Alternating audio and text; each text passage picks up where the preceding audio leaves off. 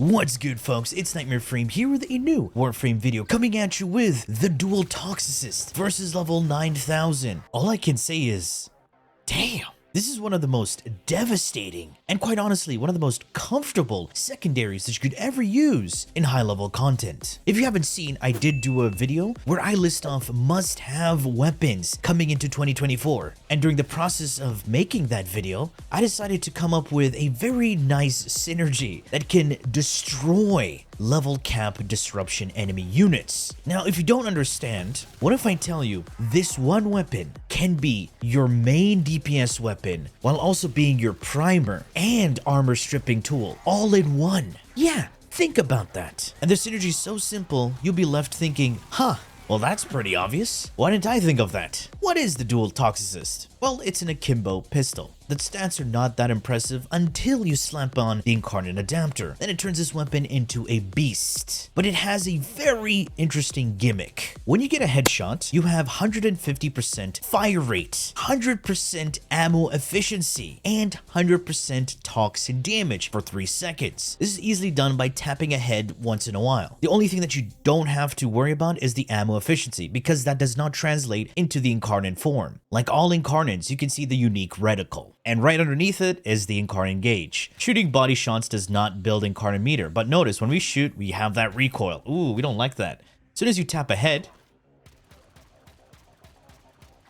we have all of that juicy negative recoil and ammo efficiency. At the same time, we are building up our Incarnon meter when you get the headshots. And notice we just dealt toxin damage. This toxin damage is not guaranteed, but think of it as an elemental mod on your weapon and will combine with any modded elements, so saving you an entire mod slot. Once you activate the Incarnon mode, you get insane ricocheting shots with this gun, and it turns into a full auto. And that frenzy buff gets added onto the Incarnon mode, minus the ammo efficiency, of course. Alright, that's pretty simple. So what makes it so unique that it armor strips and primes for you? It's because of a simple synergy, using an Arcane and Archon shards. My Revenant has 2 Emerald shards. These shards increase my maximum corrosive stacks. Normally, corrosion, the status effect, stacks up to 10, and that's 80% armor strip. Adding on 4 more stacks will guarantee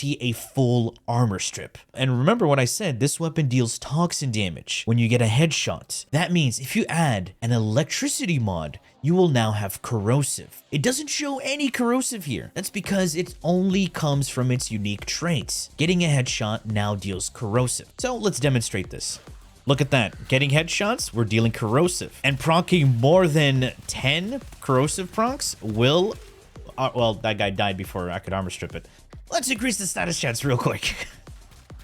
So now we're increasing our stacks of corrosive. Look at that, 13, 14, full strip. And remember, it's Incarnon mode ricochets.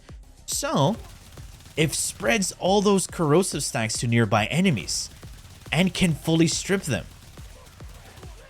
Pretty impressive, right? Okay, so what exactly is making me prime enemies at the same time as armor stripping them? It's simple. It's thanks to an Arcane called Secondary Cucumber. That's exactly how you pronounce it. Trust me, I know. This Arcane states 24% chance to trigger a second random status effect. And this scales so well with fire rate and multi-shots. And it's so good on single target weapons.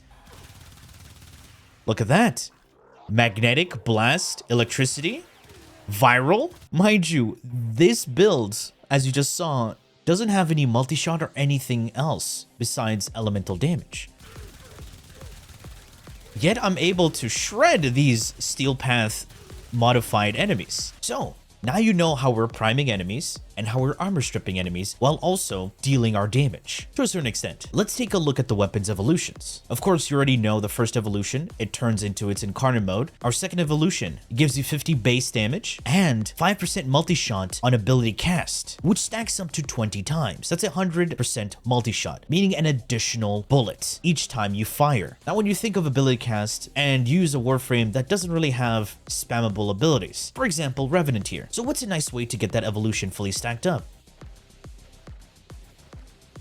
Transference. Yes, performing a transference counts as an ability, and depending on what focus school you're using, you can use their abilities as well. That counts as an ability cast. And when you finish building up those stacks, this buff remains indefinitely until you, of course, die and you lose the bonus multi-shot. Evolution 3, negative recoil, because this makes it just super accurate. It's actually very important that you get this to be super accurate because the weapon is all about getting headshots. And then finally, bonus critical chance. You saw the weapon didn't have that great critical chance, so this is a huge boon to its damage. You don't need bonus toxin damage. You can use modded elements. Both of these can be replaced by mods very easily. This is a base increase, meaning it gives this 20% to your weapon, and it is applied before mods. So let's take a look at this dual TOXOCYST build. The main build that you use for everyday content, got your base damage, which is primary deadhead. This is a headshot damage multiplier. Now just multiply your damage with a faction damage. If you don't want to go this route and you just want something simple, use Hornet Strike. It's fine. Or you can just increase his critical chance right there. 2.1 meters of punch through with Seeker. This helps the ricochet rounds trigger in a wider area. Of course, anemic agility added with that fire rate increase takes this weapon to new heights. It just feels way more comfortable to use. And just one elemental mod with prime convulsion, giving it electricity combined with its toxin, and galvanized shot for some additional damage when you proc status effects. Finally, reflex draw. This is actually so good on this weapon because it gives you additional negative recoil and reduces the spread. This weapon can be a bit annoying when it comes to spread, so this makes the shots a lot tighter and more honed in. This is your day-to-day build. Let's move on to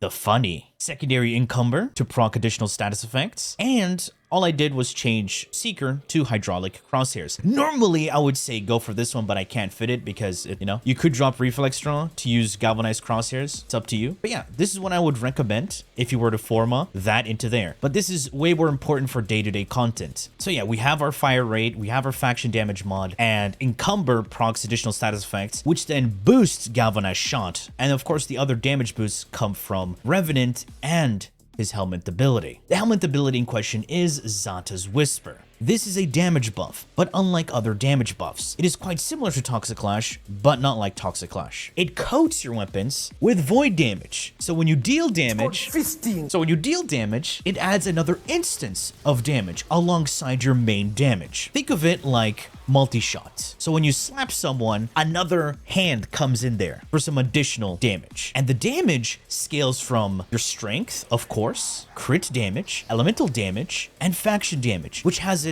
double dip in its damage. And it scales with a percentage of your weapon's damage. On top of that, it goes even harder with multi-shot because each shot will create an additional instance of its damage. And when it procs, it creates a bullet attractor. For example, if you shoot a head, this whole bubble becomes a headshot. Notice how I charge my Incarnon meter by shooting the bubble instead of the head, because it turns into a headshot marker. Activating Incarnon mode with Xata's Whisper, well, damage. A lot of damage. Okay, here we are in Steel Path Disruption, just to demonstrate how this build works. There are two things that you definitely need to know, and that is weapon swapping. There are two types of weapon swapping. You could, of course, go to your primary, swap to your secondary, and you get your buffs. Right there, you have Reflex Draw and Vigorous Swap. That's another damage boost to our secondary. If you're in your secondary, you can double tap the swap button to go into your primary and then back into your secondary. Apparently, there are some console players who have trouble doing this, so that's why I'm demonstrating two different ways you can do it. Go to your primary, swap to your secondary, or just double tap. Arcanes on my operator. Magus Lockdown is an important tool to stop the Demolist from running away from you, just so you can align your shots. Because the main damage loss of the build is if you trigger a void bubble on the body, you lose that headshot damage multiplier. And Magus Lockdown is a good tool to just have the enemies crowd control so you can get some nice headshots. Easy Incarnon charge. Let me stank out my multi-shot buff, and don't forget your galvanized shot buff by killing enemies. Magus Lockdown, double tap, and shred. There is a little bit of micromanaging because you want to maintain your buffs so you deal as much damage when the Demolist shows up. You can either spawn here or over there. Oh, it's right here. Perfect. Magus Lockdown, swap from primary to secondary. That's another way you can do it. Vig swap.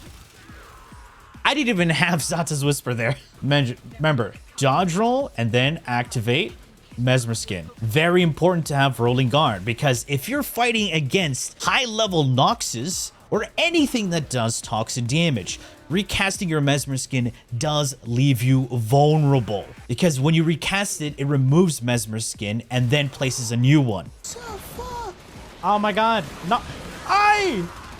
Alright. Fucking toxin damage! I knew I shouldn't have done that.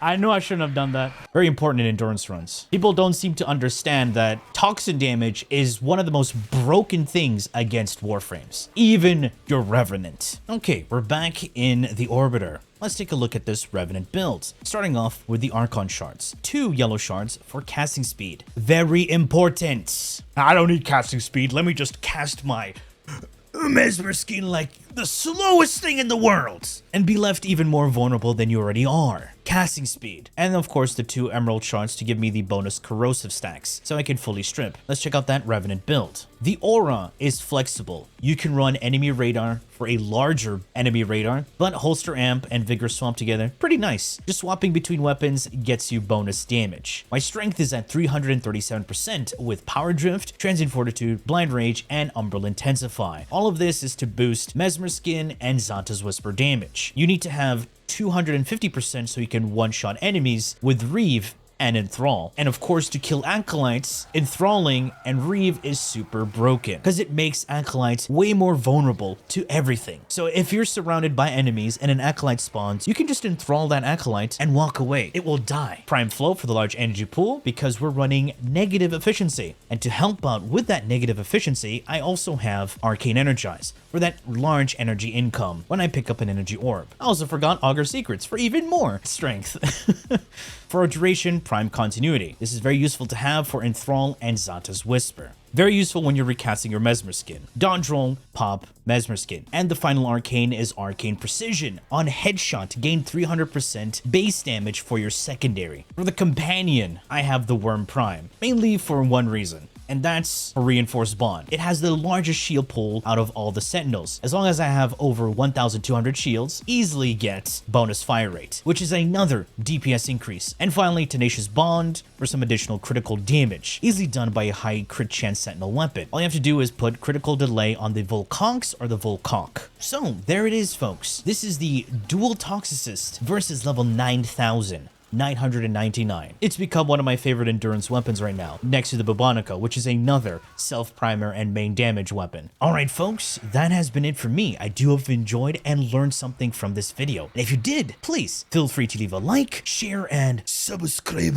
for more Warframe content, streams, and so much more. Do refer to the description. Thanks for watching, and as always, a peace. Bye-bye now.